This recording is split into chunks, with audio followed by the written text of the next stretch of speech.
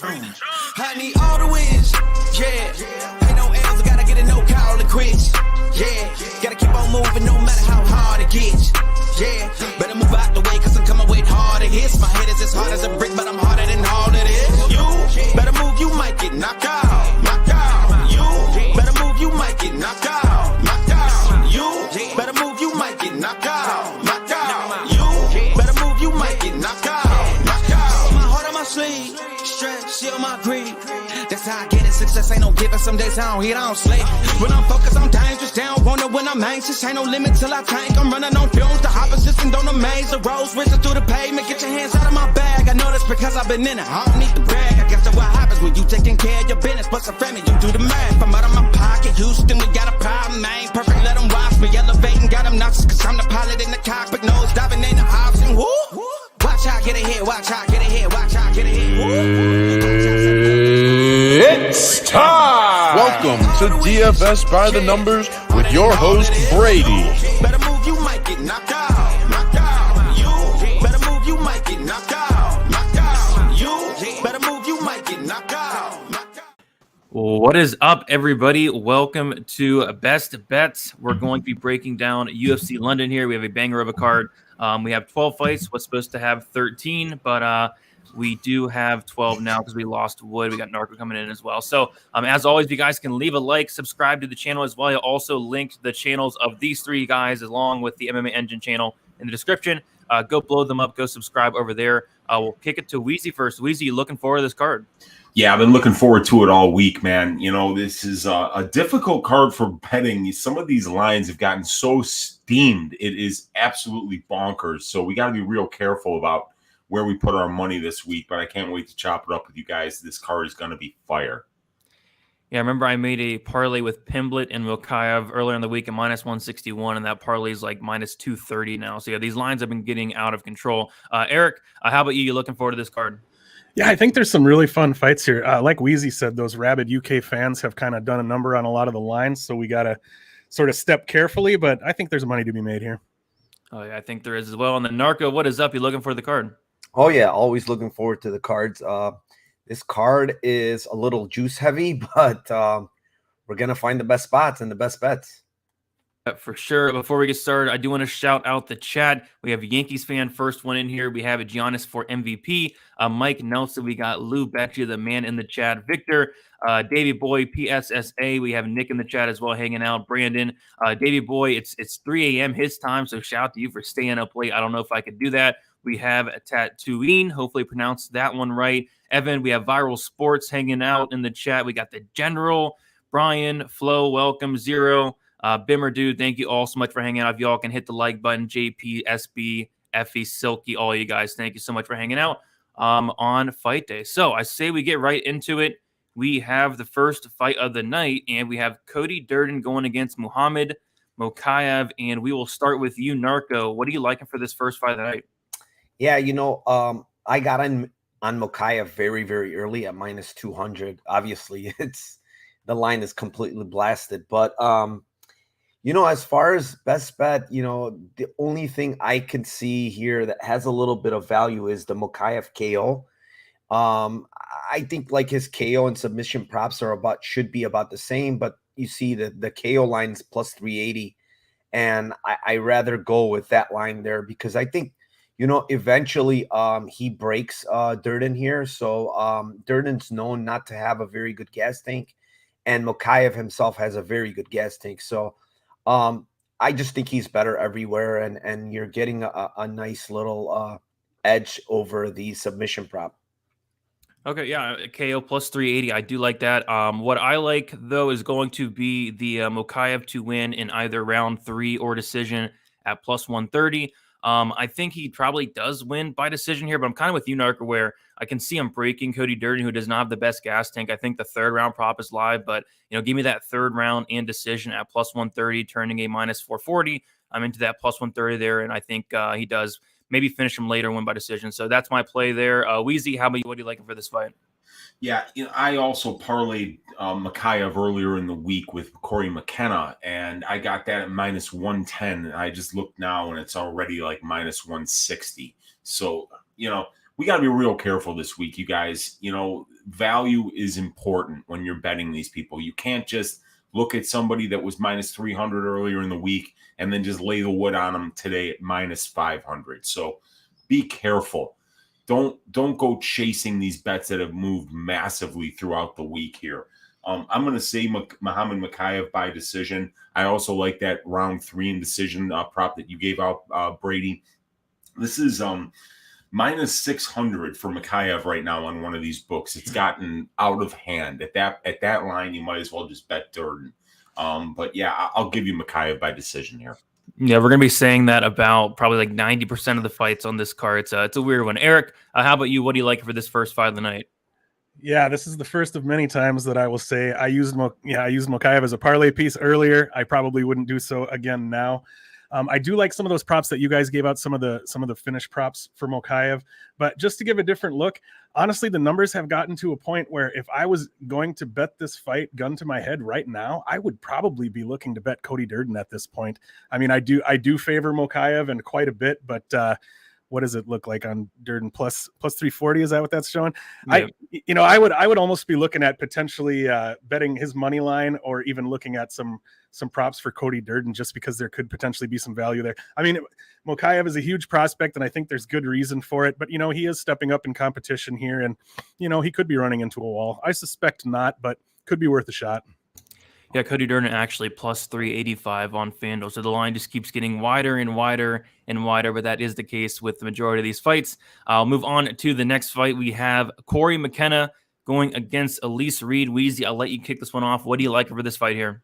Yeah, well, like I said, I parlayed McKenna already with Cody Durden, and then Brady earlier in the week alerted me to the fact that McKenna was plus 700 by sub on DraftKings.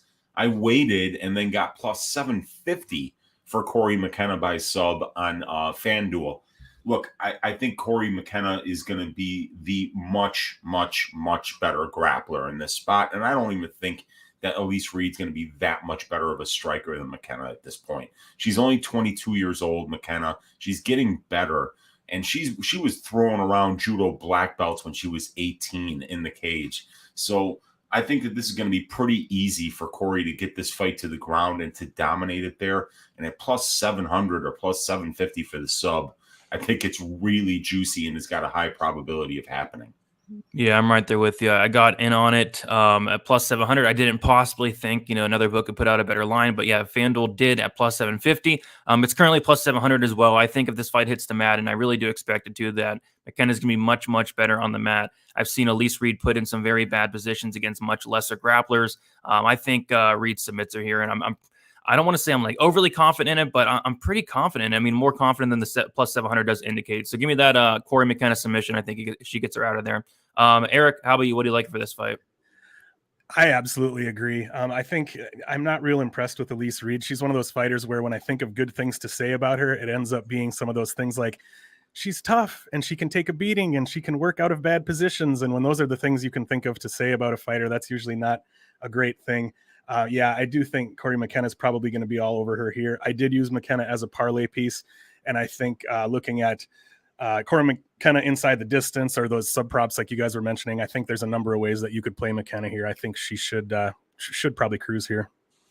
Yeah, right there with you. Narco, what do you think about this one? Yeah, it will sound like a broken record, but shout out to my buddy Timothy Troiano. He got me on the sub prop. I didn't even look at it, to be honest, because I will say, watching tape, like McKenna doesn't proactively grapple. Like most of her grappling comes from her opponents, like trying to take her down, her reversing position, either them slipping off her back. Like that's what I saw on tape. Like she does not proactively grapple herself. So that's why I'm kind of hesitant on the submission. I did play it because the other thing is Elise Reed just puts herself in terrible spots on the ground. Like if this fight gets to the ground, like she just puts herself in horrible positions, and I could see McKenna subbing her. The other thing I do want to say is I do see the path of her catching that kick and getting Elise Reed down, because Elise Reed throws a ton of kicks. So that's the one way I could see McKenna getting this fight to the ground. And yeah, I mean, you're getting a huge number on someone that's much better on the ground and someone that has terrible IQ while on the ground. So yeah, plus 700. is a great line for McKenna submission. Nice. Looks like we're all four on the same page there. McKenna inside the distance, McKenna by submission. Let us keep moving on to this next fight. And looks like the line has flipped. We have Jack Shore going against Timur Valiev. And I will stick with you, Narco. What do you like for this fight here? Yeah, I was torn all week on this fight. I couldn't find the side. I still can't find the side even at these lines. Like, I just think the line's about accurate one way or another, whether it's flipped to Valiev, a little bit of a favorite or Shore. But we're looking for value in the best bet. And the best bet I see here is Shore by decision is plus 240. I don't think he finishes Valiev. Valiev is very durable, has a good get-up game. He might land takedowns here, Shore, but, keeping Valiev down is going to be extremely hard. We saw him having trouble, Shore having trouble in his last fight of keeping the fight grounded against Sholenian and even against Leger, to be honest. Both fighters kind of like had good get-ups and he couldn't keep the fight grounded. So I see the same thing here. He's going to get the favorable decision, to be honest. It's kind of in his hometown. So getting a plus 240 tag and he's minus 120, 135, I think is a very good deal here. Yeah, this is a tough fight for me. I have picked Valiev, and I was kind of waiting to see where the line went, and he is now at plus money. I think that would be my best bet at this point. I just think Valiev is going to be the much better striker here. I think he's fought the better competition, and what I really like from Valiev is going to be his get-up game. I think he can probably be taken down here, but he works his way back up, quickly, and I just think this fight is primarily going to play out in the feet, but, Jack Shore is going to make this close. He's going to clinch him up. He's going to take him down multiple times. I think Valiev will have a lot of success in the striking, though. So I slightly lean him, but don't have a great read on this fight. But if I had to bet something now, it probably would be that plus money on Valiev. And I see a plus 115 on Caesars. I don't have that book, but that's kind of interesting there. But yeah, give me plus 101 for Valiev, but not a ton of confidence on it. If you got short, like plus 154 on FanDuel, I think that was a phenomenal line because I feel like this is going to be a very close fight. Wheezy, what do you like for this fight here? Yeah, I'm with you. I think it's going to be a very close fight. These guys are very well matched. And Valiev throws a lot of volume. He moves a lot. He's going to be kind of hard to corner and keep in one spot and drop jabs on. So I'm picking Timur Valiev to win this one by decision. And right now you can get that at plus 150 on DraftKings. That's probably the way that I would play this one. Get a little extra juice. I do think it is going to decision. So if you're on the Shore side, go Shore by decision.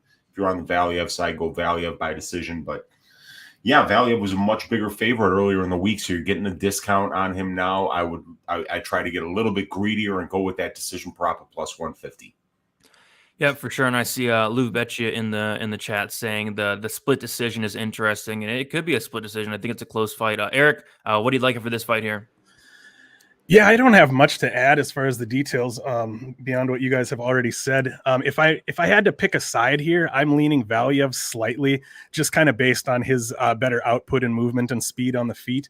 But as far as a bet, I do think this fight probably plays out pretty closely. I do think it probably goes to decision. And I'm going to echo that same bet that NarcoCop pointed out, that if you can get Jack Shore by decision at, I saw it at plus 200. He said he saw it at plus 240. I mean, either one of those, I think if, when you're looking at a fight that is pretty close to a coin flip, that is probably going to go to decision, if you can get a number like that on either of those fighters by decision, I don't think that's a bad look.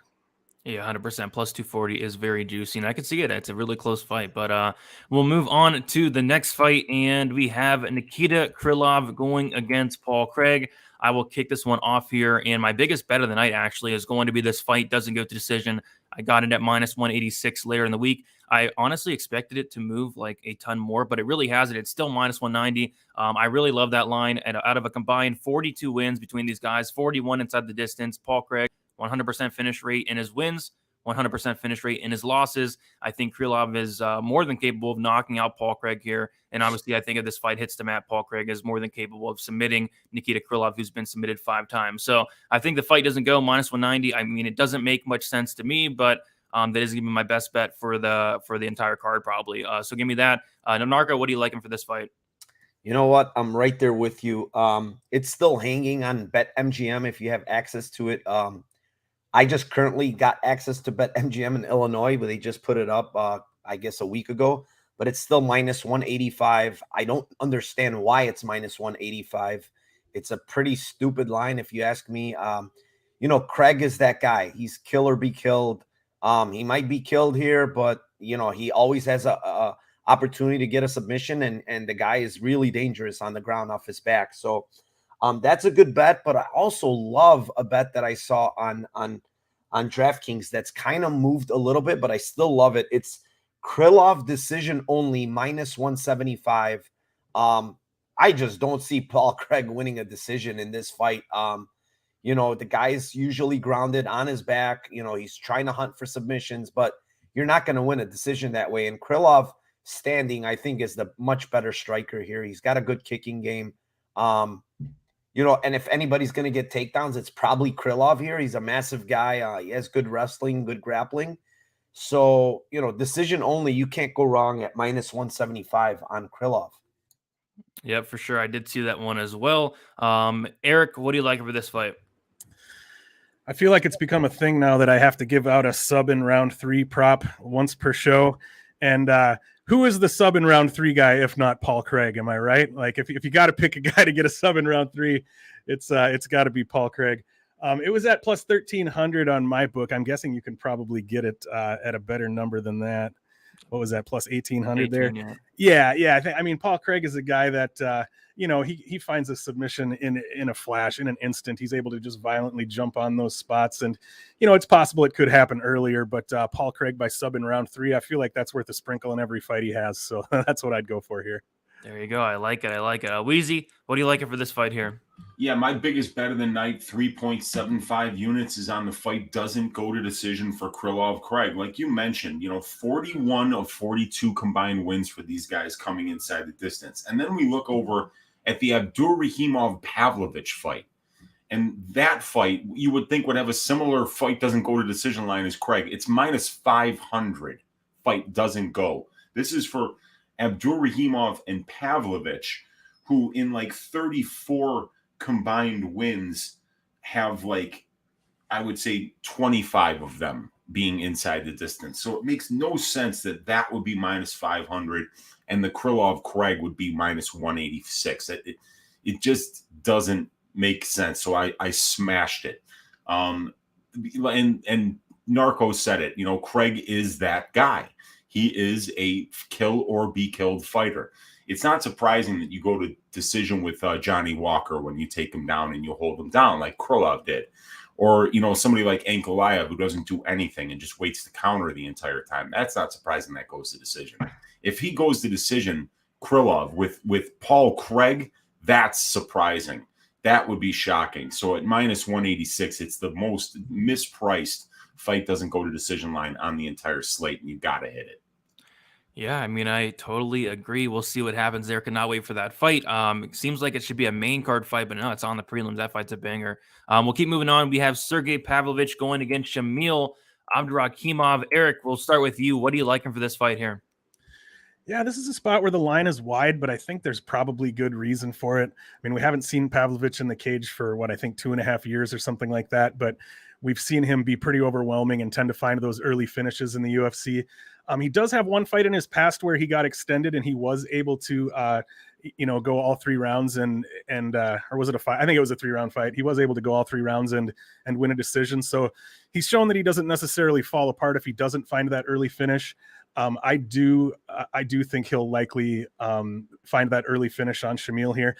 And if he doesn't, I think this could be a spot to potentially keep an eye on that live bet because, who knows what it might look like, even though he has gone long. Could Shamil start to take over? We could see that happen. But I used Pavlovich as a parlay piece, and I actually still don't mind him as a parlay piece here at this point. Yeah, I was getting really close to parlaying up with something else on the card as well. I ended up passing, but yeah, I think I'm with you there. In terms of a best bet, I'm probably going to stick with that parlay piece call minus 300 because you take a look at these props and they're just unplayable in my opinion. Pavlovich KO minus 210. I don't love that. Even Pavlovich inside the distance is like minus 250 on DraftKings. So you might as well play the minus 300 as a parlay piece there. And this will be the only fight I do say as a parlay piece, but there's really no other props that really stick out. No over-unders, no fight doesn't go. The fight doesn't go is like minus 460. That's unplayable. So just give me Sergey Pavlovich. Money line, parlay piece. I think he does win. against a 40-year-old Shamil. Wheezy, how about you? What do you like for this fight? Yeah, I was mentioning in the last fight how mispriced this fight doesn't go to decision prop is. And, when I said I gave you guys last week the Silva Pereira fight goes the distance, not because I thought it was going the distance. It's just because you never bet minus 700 for a fight doesn't go in a 3-round fight. And I kind of feel like this line is almost as mispriced as last week's Silva Pereira line. So maybe a fight goes here, but I would just, because Brady hit it on the head. I mean, these lines are just so blown out. You don't bet anybody at minus 200 by knockout. There's no value there. So I would say that the only way to find value here is to bet Pavlovich and use it as a parlay piece at minus 300. I've got Sergey Pavlovich down as Uncle Weezy's ass shaving of the week. I just don't see Abdurakhimov here getting out of the cage with his consciousness intact. This dude Pavlovich is absolutely huge. 6'3", 84-inch reach. He's a southpaw.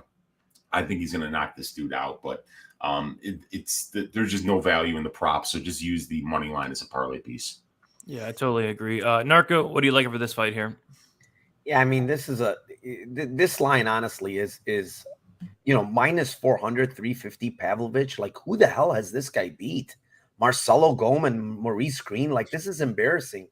And if Shamil wasn't 40 years old and was, let's say, 35, would this line really be, is this Pavlovich really 350? I think Shamil would be probably favored. Like Shamil's faced the much better oppositions, beat the much better guys. Like, I understand that he's been knocked out and he's 40 years old, but why the hell is Pavlovich 350? Like, I honestly don't get it. Like, he's beat absolutely nobody. The one time he stepped up against Lester Overeem, he got absolutely demolished. So, like, I just don't get it, to be honest. Like, it's making my skin crawl that this guy's minus 350. But, like, it's crazy, and I think it's a lot of recency bias is what's going on. But to give you a best bet, like, I couldn't find really much. I think Abdurakhimov plus 800 TKO KO is legit because this guy has power in his hands. He stopped Marcin Tybura, who's normally durable. And, if it's a swinging match and it's heavyweights, you're getting plus 800 on a heavyweight KO here. And Pavlovich already been stopped by Overeem the one time that he stepped up in competition. Like, I'm just going to play it for principle. All right, there you go. Kind of a hot take there. Yeah, lots of juice on Pavlovich. And I think it's more so because Shamil's like 40, just got knocked out by Dawkins. But yeah, we'll definitely see what happens. That plus 800 is very juicy, especially in a heavyweight fight. We'll move on to this next fight. And we have Makwan Amirkhani going against Mike Grundy. And we will start with you, Weezy. What are you liking on this fight here? Yeah, and now, even though I've got Pavlovich down as my ass shaving of the week, everything that Narco Cop said just makes sense. I mean, like, it gets to a point where you think somebody's going to win a fight, but then they say, all right, you go to the window, you want to bet him, it's minus 400. That's when you just kind of walk away. I think you can still get Pavlovich around minus 300, or at least you could earlier. But for this Makwan Grundy fight, it's the same damn thing. When I looked into it earlier in the week, I said, this is probably 50-50, but I think I like Grundy just a little bit. Well, that was when Grundy was sitting around minus 130. Well, here he is at minus 220. And that's stupid. It's stupid. I mean, this guy's not even that much better of a wrestler than Makwan. Makwan might even be the better wrestler. Makwan is the better submission grappler. Neither one of these guys has striking that's really UFC level. Grundy got the knockout in his UFC debut against Nad Narimani, but he was on a stanky leg prior to getting that knockout. So look, this line's too wide. There's a ton of value on Amirkhani here, and this is going to be a very close fight. Makwan Amirkhani by decision is something that I think is very interesting here. Makwan by sub, but you don't even have to go because you can just do plus 185 on the money line for Makwan Amirkhani. That's how I would attack this. I think that this is going to be a very close fight. Yeah, like this is the fight I struggled with the most in terms of picking a winner. And yeah, the line just been getting crazy. Minus 225 now for Grundy. I see plus 190 now for Makwan Amirkhani. It just does not make much sense to me. I mean, I slightly favor Mike Grundy, as you did as well, Wheezy. I think Grundy's maybe the slightly better striker. I think he has more power. I think he has the slightly better cardio, but the grappling is in favor of Makwan, and it's a close fight. It really, really is. So yeah, plus 190 on a close fight. I think I would take that. I'm definitely not betting on this fight. This is actually my 1-800 gambler fight of the week. I want nothing to do with it. But if I was forced to, it probably would be that plus money at Makwan at this point. So give me Makwan at plus 190. I think that line's just getting crazy at this point. Narco, what do you like over this fight here? I'm right there with you guys. And Uncle Weezy made great points. Like, again, like Mike Grundy's beat nobody. Nad Niramani, he's got 2 losses in the UFC. I mean, Amirkhani plus 190. Like, Amirkhani won the first round clearly against Laron Murphy last fight, and then got caught with a nasty knee that anybody would get knocked out with. So now he's fading. It's a step down with Mike Grundy, and he's plus 190. Like, come on. I'm going to bet this right now because this line has moved too crazy, and I'm just going to bet a guy that I believe, this is more of a 50-50 fight than anything, and maybe 55-45 Grundy, but minus 200 is insane now. So give me Amirkhani plus 195 or plus 190. Yeah, why not? Why not? Eric, what do you like over this fight here? I'm honestly echoing exactly the same points. Like, I agree that Grundy should probably be favored a little bit. I think he makes sense at like maybe minus 130 or something like that. But yeah, where the line where it's gotten to now, I think Amirkhani's money line is a decent bet. However, I did actually put a little prop sprinkle on this one. I sprinkled on Grundy in round 3. I got that at plus 1,200. Mostly just based on, both guys are probably going to fade. I think Amirkhani might fade a little more, and Grundy's just kind of got a little more horsepower to him, I think. But yeah, at this point where the number's at, Amirkhani's money line isn't a bad bet at all. Yep, sounds good. I don't know if I'm going to get there myself, but, that does quite stick out. We'll move on. I believe we're on the main card now. We have Ilia Topuria going against Jai Herbert, and another line that's just getting out of control. I remember taping this fight last week. I saw Topuria at minus 340, and I was like, yeah, no, he's coming up a weight class. He's going to be much, much smaller. We saw it at the weigh-ins. Like, it looks like Herbert's a weight class or 2 above Topuria. And this is going to be Topuria's first fight at 155. And, Jai Herbert's absolutely no joke on the feet. This guy hits very, very hard. Defensively, he's not good on the feet, but offensively, this guy can absolutely crack. And if Topuria wants to come out here and test his striking against Herbert, he could be in some trouble. So minus 600 is just nuts to me. But I think Topuria should absolutely come out here, take down Jai Herbert, and finish him shortly after. Topuria's ground game is no joke, but there are some serious red flags, like really undersized, short notice, up a weight class. I do not like all those things, and I had to lay minus 600 for him. So if I had to pick something in this fight, and I'm not betting this fight, by the way, but if I had to pick something, it would be Topuria to win in either round 1 or round 2. That is currently sitting at minus 170. You're taking a minus 600 favorite. And honestly, if Topuria wins, I would be shocked if it was not, probably in round 1, but round 2 as well. So give me the minus 600 favorite, turn him into minus 170 to win in either round 1 or round 2. But yeah, this line is getting nuts. Eric, what do you think about this one here? I did use Topuria as a parlay piece earlier when his number was a little better, but yeah, I probably wouldn't anymore at this point. But I think this is a fight where you could probably have a little fun sprinkling props on both sides. I think you could look at potentially putting a little something on Jai Herbert by KO, and then potentially putting something on Ilia Topuria by sub in round 1, Ilia Topuria by sub in round 2, Ilia Topuria by sub wasn't a great line. I think it was a plus 105 or something like that. But I think this is one of those fights where, especially if you're one of those people who likes to just kind of throw some sprinkles out there for fun, there are definitely some spots you can look at here to kind of cover both sides a little bit. But I definitely do lean Topuria to win. And if I had to pick just one spot to bet, I think I'd probably go with Ilia Topuria by sub in round 2, which was at like plus 600 last I looked. All right, submission to round 2. There we go. Wheezy, what do you like for this fight here? Another line that's gotten blown out, juiced to the tits. So you force your Uncle Wheezy when you do that to take the other side. You guys, Jai Herbert, the Black Country Banger, by knockout in round 2 is plus 2,500. Jai Herbert, the Black Country Banger, by knockout in round 3 is plus 3,200. Come on, son. I got to get on that. An eighth of a unit on both. If either one of those hits, I'll be up 3 units. And if they don't hit, I'll be down a quarter unit, and I'm going to enjoy a great fight. I'm a huge Ilia Topuria fan. The guy's got bricks for hands. His cardio is legit. His grappling is legit. His wrestling is great. He's great everywhere. He's super fun to watch. But he's taking the fight on short notice. It's up a weight class. He's the much smaller man here. And if this fight takes, every round starts on the feet.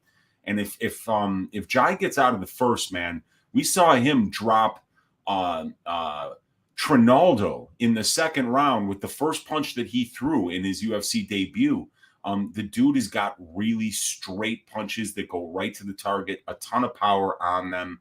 Why not at plus 2,500 and plus 3,200? This line's just gotten blown out. There's no value left on these Topuria lines. So if you're not already in on Topuria, if you haven't already parlayed them, maybe look at the other side. Yeah, good points there. Narco, what do you like for this fight here? Yeah, I mean, Uncle Weezy's correct. Juice to the tits, juice to the nipples. You call it whatever you want, but minus 600, 625, I know Topuria is very, very good, but there's some red flags, like you mentioned, like up a weight class, going up against a very big 155-pound guy here. The one thing I will say is Jai Herbert has absolutely terrible takedown defense, which will help Topuria get this fight to the ground and probably finish on the ground, which is the most likely scenario. But, the one thing with Topuria is he likes to swing it out sometimes. And if he swings it out here, he's just going to give Jai the opportunity to blast him out of there. He has a lot of power in his hands. These late round props, like I have Topuria here, by submission early and stuff like that. But I have to play plus 3,200 Jai Herbert by KO in the third round. It's you have to do it, man. I mean, you're giving me some astronomical line that, if Topuria is to grapple heavy here and not get the finish early, think about it. He's trying to take down a guy that's probably going to weigh in on fight day at 175, 180. And he's used to, grappling guys that are at his weight class at 145. It's going to tax his gas tank. And if Jai Herbert gets up and, prolongs this fight, he's probably going to look like the better guy in the third round. So why not sprinkle those late round KO props? Yeah, those late round props are absolutely crazy. So we'll see if some of those can hit, but we'll move on to the next fight. We have Luana Carolina going against Molly McCann, and we will start with you, Eric. What do you like for this fight here?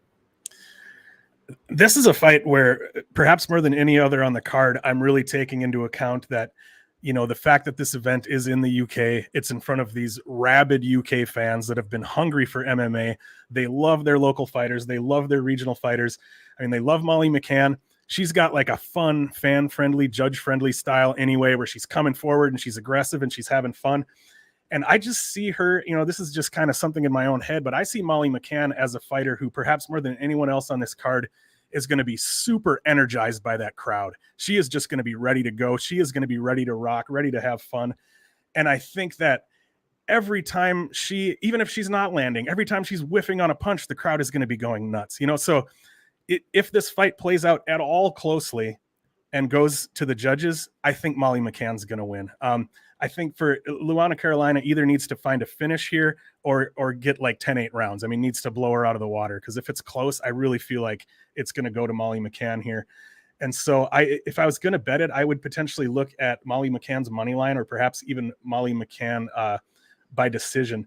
And I did see some folks on Molly McCann inside the distance and by knockout and that sort of thing. And I think that's something you could look at too, because I really do think she's going to be amped up by this crowd. And if she gets in situations where she might potentially be able to find a finish, those 20,000 people screaming are going to be in her ear, giving her energy, and she might just make it happen. So yeah, I'm excited to see just kind of how she feeds off that crowd and gets it done here.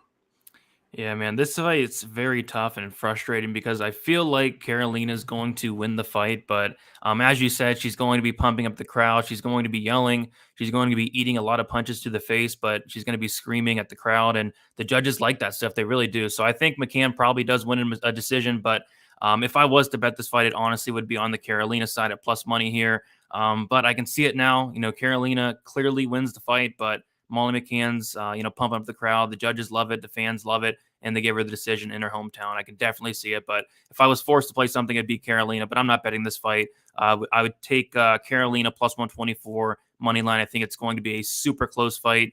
But yeah, Molly McCann has that home field advantage there. Narco, what do you like for this fight?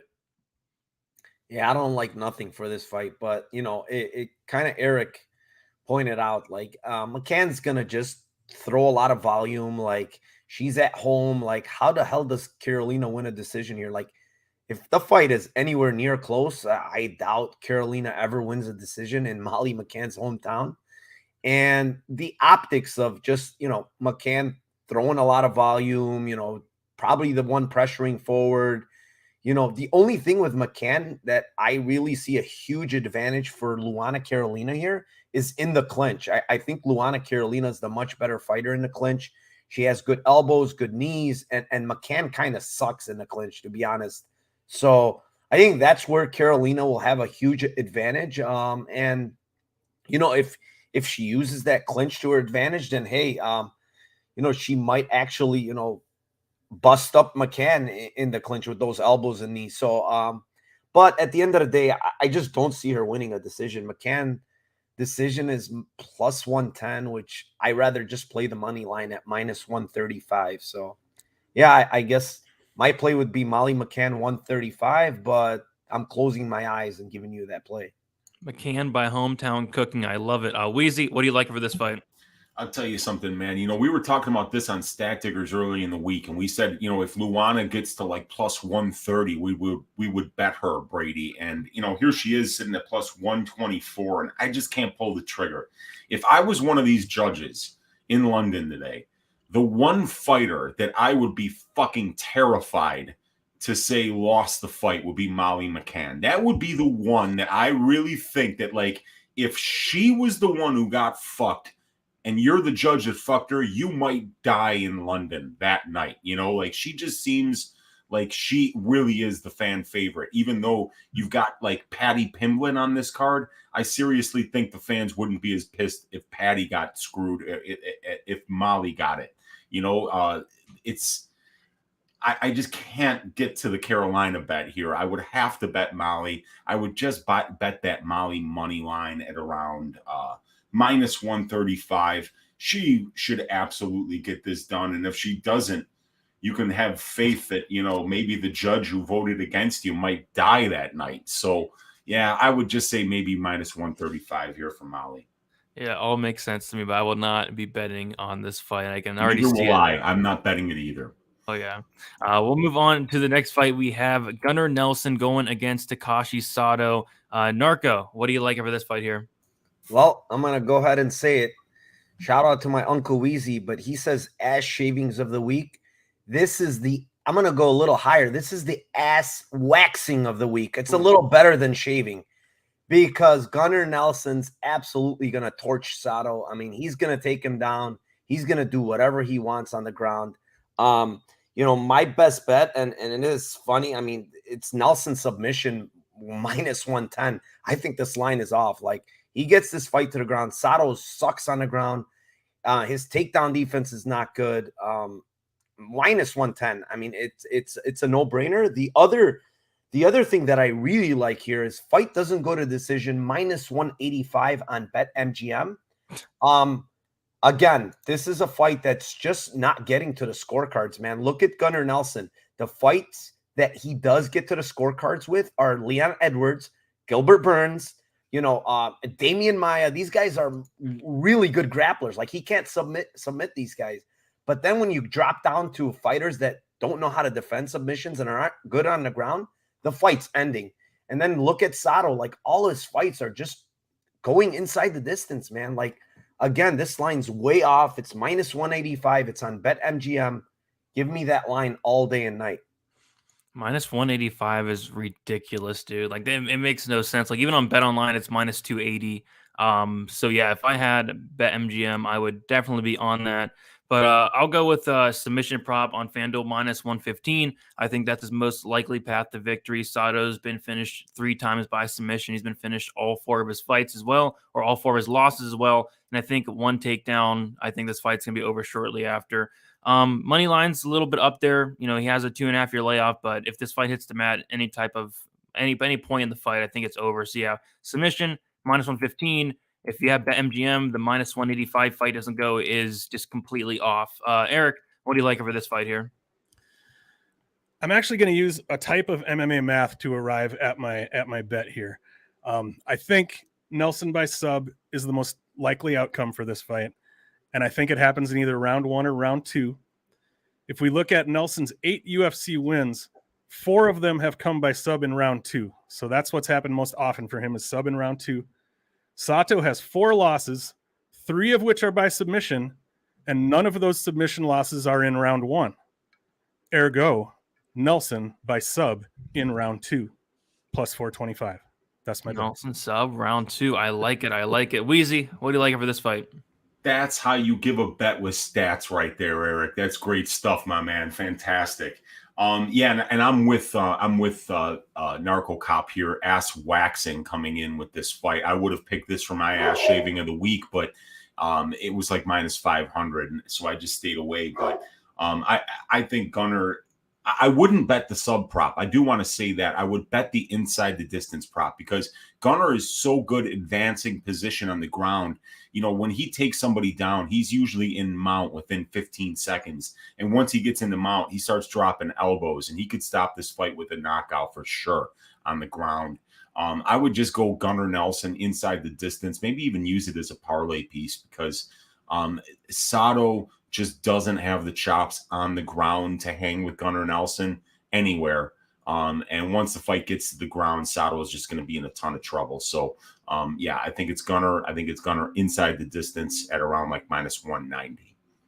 Sounds good. I think that hits there. So we'll move on to the next fight. We do have Paddy Pimblett going against Rodrigo Vargas, and we'll start with you, Wheezy. What are you liking for this fight?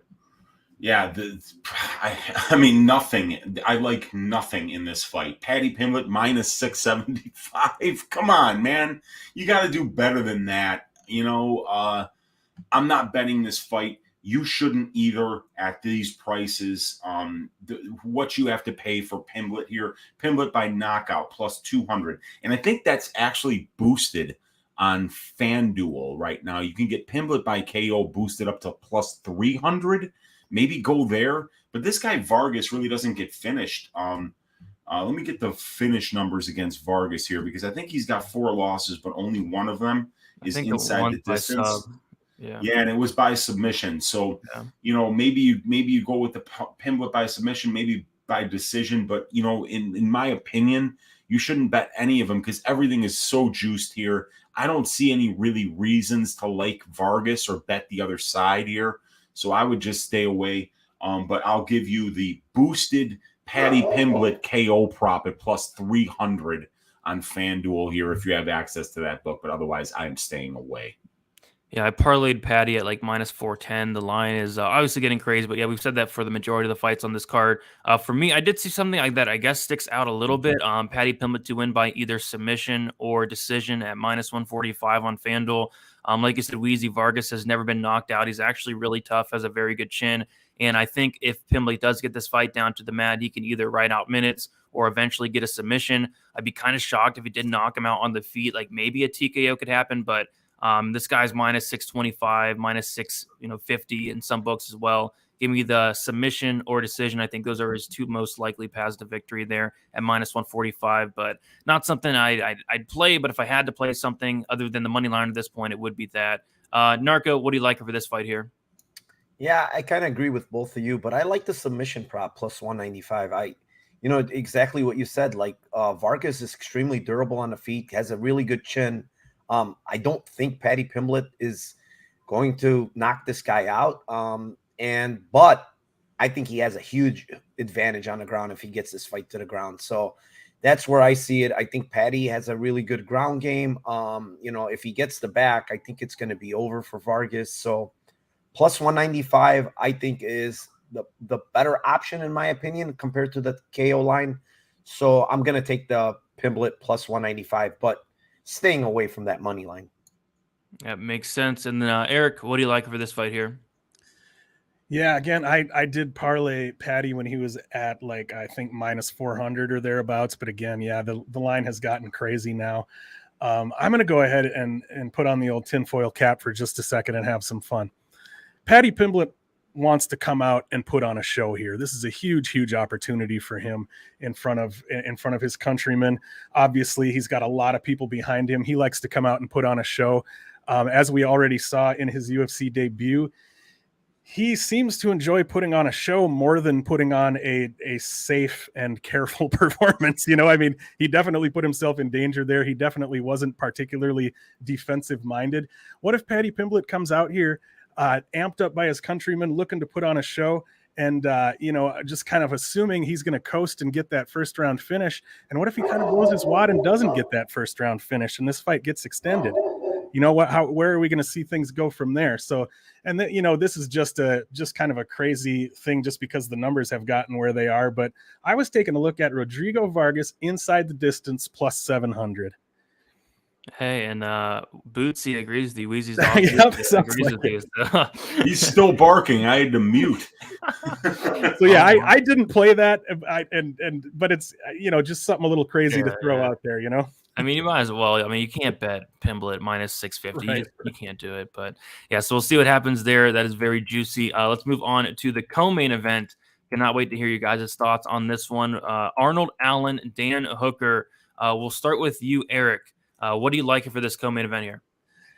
Yeah, I had a really hard time kind of getting a comfortable read on this fight. I think a lot of people did. There's definitely some question marks here with Hooker dropping down in weight and traveling and just kind of some different things that make it a little difficult to know what we might see here. And in the end, I just kind of arrived at the idea that I think if both fighters were coming in at their best, I think that I would favor Hooker here slightly, probably not a ton, 55-60%, maybe something like that. And so I actually did end up putting just one unit on Dan Hooker's money line at plus 110. I kind of just thought, getting a little bit of plus money on the more proven fighter who's fought the higher level of competition, who's going to be the bigger guy, who, if it does play out largely on the feet, is likely going to have the more volume and that kind of thing. I decided it was worth a shot. But yeah, I think this is a super close fight, and it's hard to really feel comfortable picking a side either way. Yep. Narco, what do you think about this one here? Yeah, I like the Hooker side. I think Hooker decision plus 300 is a really good line. John Stargarian from Club and Sub Podcast brought it up yesterday. I hadn't really looked at it because I had bet the Hooker money line, but I do like the Hooker decision line at plus 300. I think he's the better fighter. The weight cut looked fine. He looked very good on the scales. Guy's a professional. Arnold Allen is a good fighter, but in some of these fights that he's won, it was always big moments where swayed rounds for him. Otherwise, I think he would be losing the fight, especially his last fight to, who was it? Sadiq Youssef. So like that fight, if he doesn't drop Sadiq and have those big moments, like he's losing that fight. So, the guy, the thing is, he's just hasn't beat really good guys in the UFC, like Nick Lentz, Gilbert Melendez, and Jordan Rinaldi. Hooker's been to the top of the mountain, and, I know he's not there anymore, but I just still think he's the better fighter overall here. And you're getting evens or even plus 100 here. I just like Hooker. Yeah, makes sense to me. Weezy, what do you think about this one? Yeah, I'm right there with you guys here on Hooker. One unit at plus 102 is what I bet after I saw that he weighed in and didn't die, because, look, he's 4 inches taller. He's got a 5-inch reach advantage. He fights out of both stances. 14 more professional fights, 90 more minutes in the pro cage, 3 more years as a pro, 10 more UFC level fights, 70 more minutes in the UFC cage. Bootsy likes him. He's the better finisher. He's only been knocked down twice in 18 UFC fights, you guys. This guy Hooker, he's more explosive. He's the better grappler. He's just fought the way better brand of competition here. To get him at even And I'll take him getting it even and just say, okay, maybe he is a little bit chinnier. Maybe the conditioning doesn't hold up as well here at 145. But I think he's fucking better everywhere than Allen. And if the weight cut and that gets to him, then that's how he loses. But I think if we see the normal version of Dan Hooker here, the one that's shown up 18 times here in the UFC and won 11 of those fights, I think that he's going to clean up Allen here and win this fight. So yeah, man, let's see how it goes. But I'm going with the underdog here in Hooker. Yep, sounds good. Wheezy, I agree with all your points. Eric, I agree with all your points. Narco, I agree with all your points. And Bootsy, I agree with your point as well there. I think Dan Hooker here as well. Minus 102. I still like that. I see you can still get plus money at BetMGM and looks like Caesars as well, plus 100. I think it's a good spot for Hooker here. Like you said, as long as he is not compromised from the weight cut, nothing like that. If we do get the best version of Hooker, I think it's a really good spot. So yeah, give me Dan Hooker at near even money there. But next we have the main event, Alexander Volkov, Tom Aspinall. Before we get into it, if you guys can please smash the like button. Let's get those likes up. Also subscribe here to the channel, and then also subscribe to these three guys' channel. I put their link in the description. Go show them some love. And I also put the link to the new MMA Engine YouTube channel as well. Going to start putting a bunch of new content on there. Really do appreciate you guys checking all that out. All right, Alexander Volkov, Tom Aspinall. Eric, we'll start with you. What are you liking for this main event? Yeah, this fight has been a little bit of a roller coaster for me. This was one of those where sometimes I have this bad habit of when one card is done and I turn my attention to the next card for betting, I'll see a line that I like, and before running any tape at all, sometimes I'll just jump on it. And I did that here. When I pulled it up, Aspinall and Volkov were both at minus 110. And I was like, I'm going to get like pretty much even money on the young, athletic, powerful, up and coming guy against the kind of slower, plodding guy. And I put 2 units on Aspinall. And then after running the tape and really kind of thinking through the different ways that the fight can play out, I was like, if Aspinall doesn't find that early knockout here, we don't really know what he looks like down the stretch. We know Volkov can fight for 25 minutes. So then I started to get worried, and I thought about hedging out on Volkov. I haven't done it. I've decided to ride it out. But as far as a bet, I ended up settling on fight doesn't go the distance, because I think it's most likely that, we could see that early finish from Aspinall here. We don't see Volkov get finished early a lot, but Aspinall's the guy who can find that kind of finish. And if Aspinall doesn't find that finish, I do think we likely see him fade and see Volkov potentially find a finish late in the fight, round 4 or round 5. So another thing I'd maybe look at is sprinkling those round 4 and round 5 props for Volkov, just because I like doing that kind of thing. But I think I would look at fight doesn't go the distance at minus 175, because I think it's a very good shot that either way somebody's going to find the finish here. Yep, I'm right there with you. I mean, this line doesn't really make much sense. We're in a heavyweight fight here. Tom Aspinall has literally never seen a third round. I think Tom Aspinall potentially early. I think that's live. This guy's an absolute beast. Hits very hard. But, what happens if he does get extended? What's he going to look like? And we know Volkov can, fight an extended fight. So I kind of see it as Aspinall early on, Volkov late. I think somebody gets finished here. I don't really understand the minus 175 there. So, yeah, that's my best bet for the fight. On minus 175, fight doesn't go right there with you, Eric. Wheezy, what do you like for this fight? Oh, this is a great fight, and it's one of the few bettable fights on this card. I mean, if you have a lean one way or another, there's a ton of really interesting lines that are kind of juicy, so you could play either side here.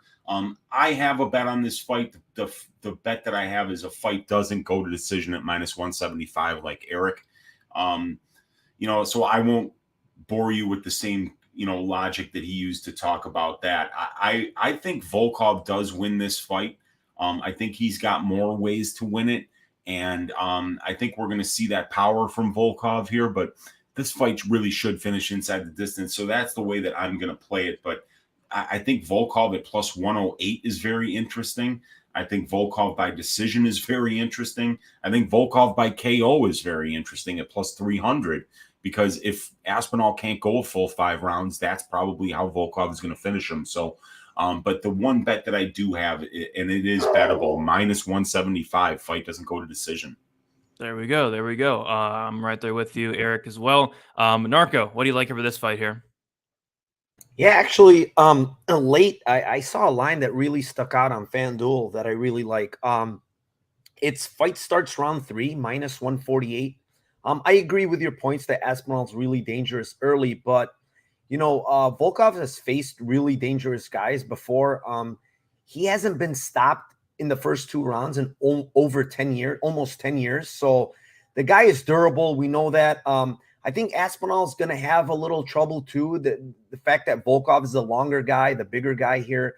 So it's not as easy to get in and land those big bombs on Volkov.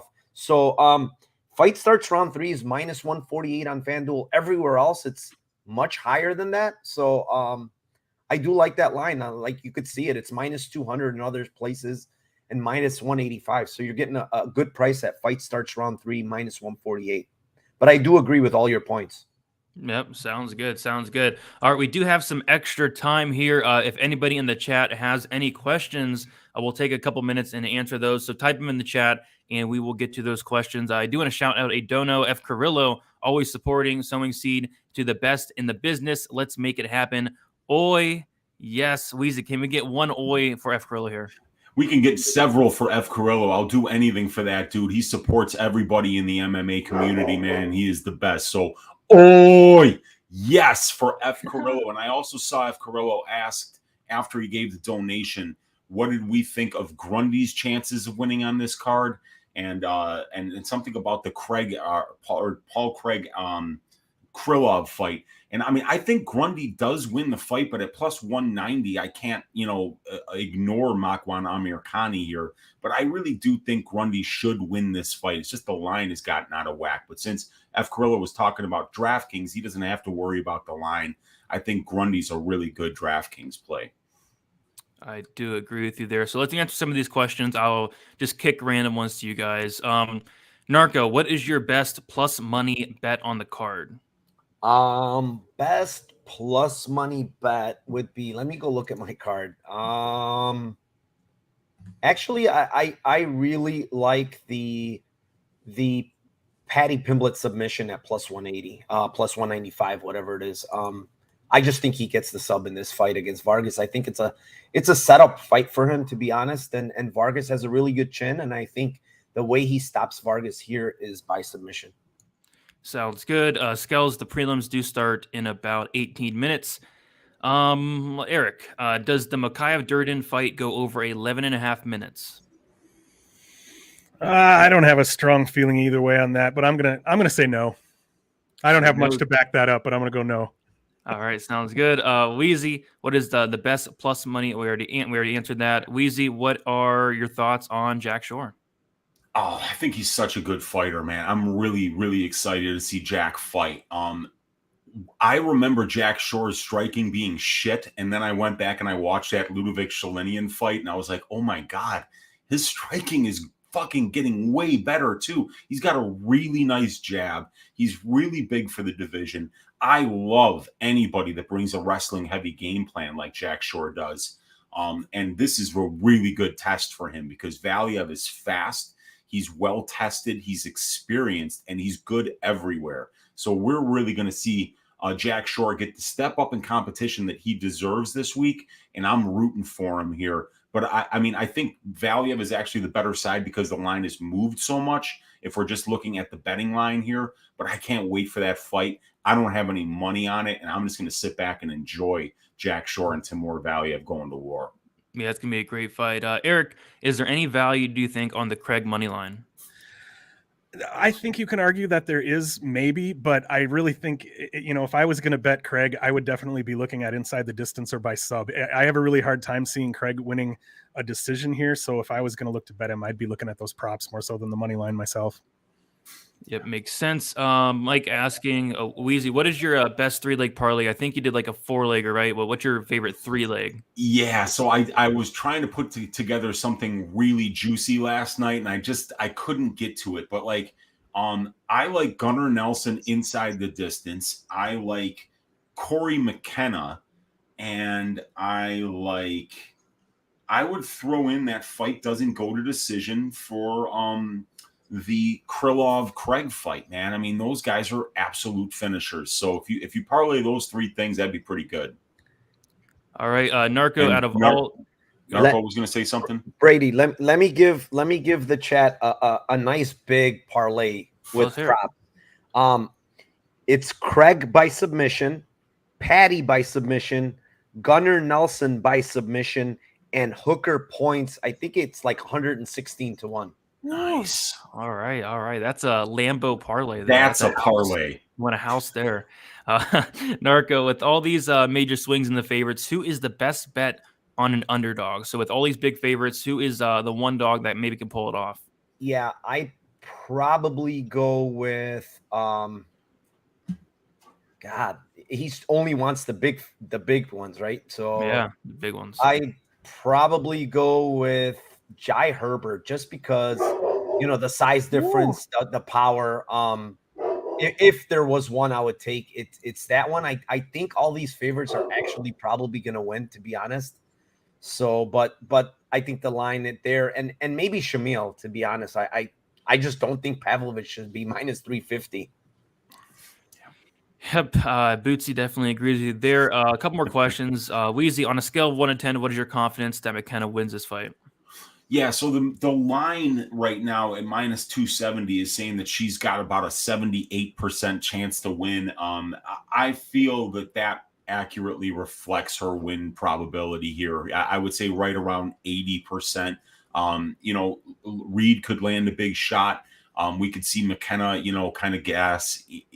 There's a lot of things that can happen. It's a women's MMA fight. You can never be too. Every time I get overconfident on women's MMA, it bites me in the ass. So, but I really do think on a scale of 1 to 10, I'd say about an 8 for Corey McKenna here. She's the much, much better grappler, and I think she will be able to get the fight to the ground too. Yep, sounds good. F. Grillo with one last dono before we all cash in. Thank you, F. Grillo, for supporting each and every week. Does mean a lot. But yeah, we'll kick it around now to Weezy, Eric, and Narco. We'll start with Weezy. Weezy, where can they find you, and what do you have going on throughout the week for your MMA content? And then I also linked down Weezy's channel in the description below. Yeah, you can check me out on my channel, Uncle Weezy, on YouTube. Every Tuesday night, 10 o'clock Central Time, I do a full card breakdown. I'll be doing one this week for the last card before the break here. We get a 1 week break after next Saturday. And you can find me on Pub Sports Radio every Sunday for Stat Diggers, every Wednesday for the DFS show. And you can find me on the new MMA Engine YouTube channel, where we're going to have a lot of new content. I'm already doing Balls Deep breakdowns there. I'm already doing a main event breakdown every week with Brady there. So come and check out the MMA Engine YouTube channel. We got a lot of great content over there. Subscribe to that channel. And hey, good luck to everybody for UFC London, and let's stack cash tickets like flapjacks today. Let's do it. Eric, let them know what you got going on and where they can find you. And I also did link down Eric's YouTube in the description below for you guys as well. Yeah, I appreciate that, Brady. Yeah, you can find me, Eric Betts Fights, on Twitter. Also, Eric Betts Fights on Instagram. I just started an Instagram. I'm an old guy who doesn't really know how to use Instagram very well, so come watch me fumble around and figure out how that works. I think I'm Eric_Betts_Fights on Instagram. So yeah, come check me out there. And then also Eric Betts Fights on YouTube. Like Brady said, it's down in the description there.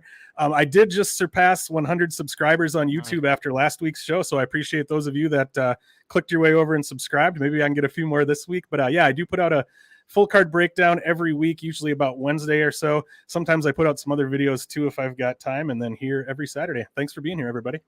Yeah, congrats, Eric, on that 100. That's a really huge milestone. When you hit that 100, you start to just continue to build, and hopefully you do as well. Narco, let them know where they can find you, what you have going on throughout the week, and I also did link Narco's channel down in the description below. Yeah, thank you very much, Brady. Thank you to everybody in chat. It's Narco Cop on Twitter. It's Narco Cop MMA on YouTube. Every Fridays, it's a Lambo Place podcast. I'm at 480 subscribers. Damn it, I need to get to 500. We're giving you huge prop plays on that show that been hitting every single week, plus 1,000s. And shout out to my co-host Timothy Troiano, very good prop better. We've just been crushing that show, and yeah, I would love to get a little more subscribers there and then crush that those Lambo plays. Yeah, go subscribe to Narco. who's really close to 500. You guys are going to put the bookies out of business with that show, man. I mean, it's crazy. But yeah, you can follow me on Twitter, DFS_numbers. Instagram is DFS by the numbers. Subscribe here on YouTube. Leave a like. Go check out the MMA Engine YouTube channel as well. Like I said, we're going to be adding new content on there in the near future. The link is in the description for that as well. But yeah, thank you guys for hanging out. Every Saturday, 1 hour prior to the prelims. The prelims start in 10 minutes. So yeah, good luck. Let's make some money, and we'll talk to you.